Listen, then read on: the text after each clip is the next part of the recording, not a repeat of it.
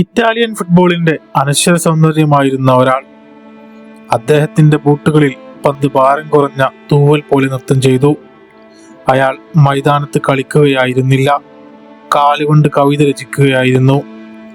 ഇറ്റലിക്കാർ അയാളെ ദിവ്യമായ വാൽമുടി എന്നർത്ഥം വരുന്ന ഇൽ കോതിനോ എന്ന് സ്നേഹത്തോടെ വിളിച്ചു.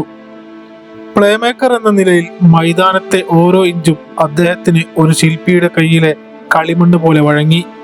റോബർട്ടോ ബാജിയോ എന്ന ഇതിഹാസത്തെ എങ്ങനെ വർണ്ണിച്ചാലാണ് പൂർണ്ണമാവുക?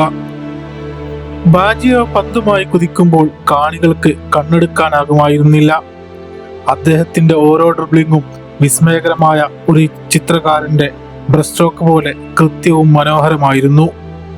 20-ാം നൂറ്റാണ്ടിന്റെ അവസാന ദശകത്തിൽ യുവന്റസിലും AC മിലാനിലും ഇന്റർ മിലാനിലുമായി അദ്ദേഹം തന്റെ പ്രതിഭയുടെ കൊടുമുടി കയറി.